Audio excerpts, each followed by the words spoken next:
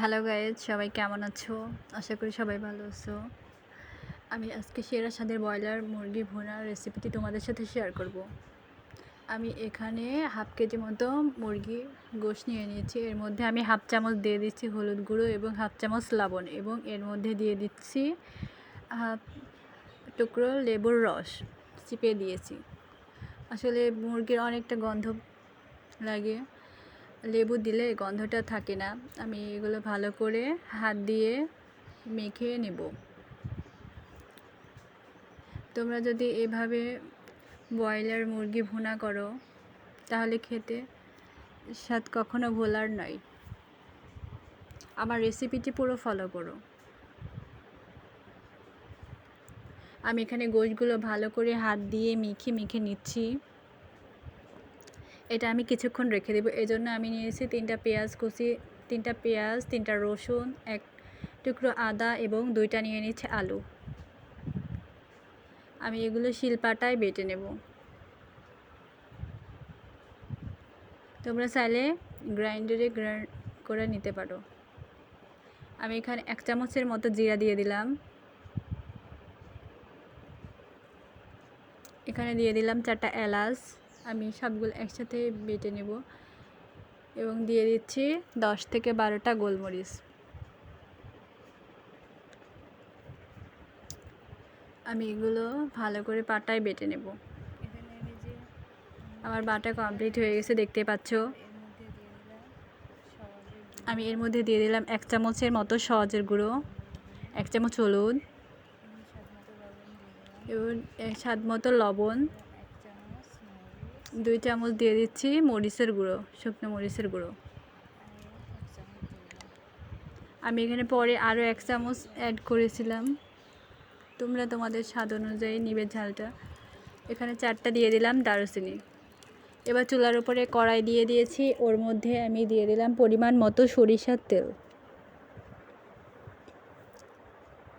সরিষার তেলটা গরম হয়ে গেলে আমি সে মশলার পেস্টগুলো এর মধ্যে দিয়ে দিব। এবার আমি এর মধ্যে 1 টুকরো তেজপাতা নিয়ে মাঝখান দিয়ে 2টা ফালি ছিঁড়ে দিয়েছি আর কি। এবার আমি মশলাটাকে ভালো করে কষিয়ে নেব। মশলার মধ্যে আমি সামান্য পরিমাণ পানি অ্যাড করব। তোমরা অবশ্যই গোশত রান্নার সময় গোশতটি ভালো করে মশলা কষাবে এবং গোশতগুলো কষানোর চেষ্টা করবা। যত বেশি কষানো যাবে ঠিক টেস্টটাও তত বেশি ভালো আসবে।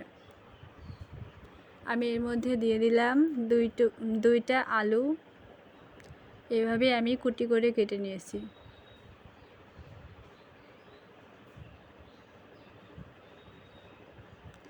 আমার মশলা কষানোটা প্রায় হয়ে এসেছে, দেখতে পাচ্ছ।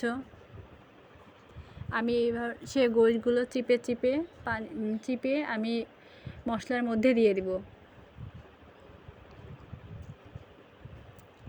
অবশ্যই চিপে দিবে, দেখবে ওর ভিতর থেকে পানি বের হচ্ছে।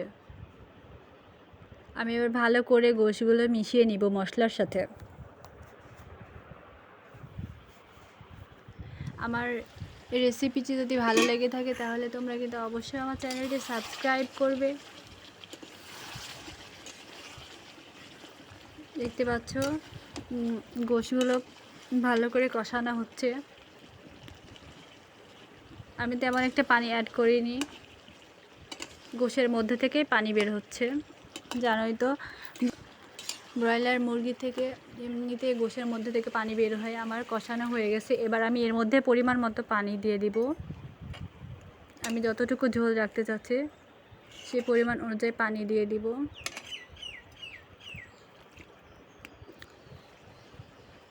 আমি ঢাকনি দিয়ে ঢেকে দিয়েছিলাম, দেখতে পাচ্ছ ফুটতেছে।